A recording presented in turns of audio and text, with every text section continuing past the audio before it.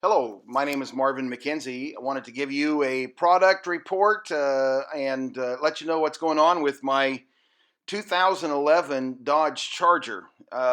Last May, I think it was, we began hearing a sound underneath the dashboard. You'll hear that sound on this video.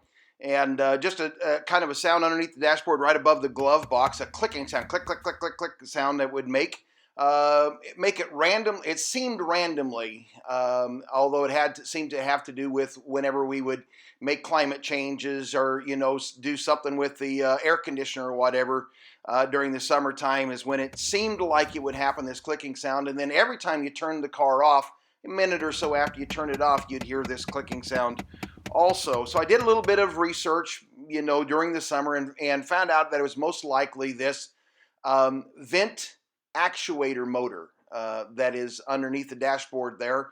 And so I did take it in to have it repaired. Just got it back last night. And I took it into the dealer. It's Tacoma Dodge in Tacoma, Washington. And they did, in fact, diagnose it. It was that vent actuator motor.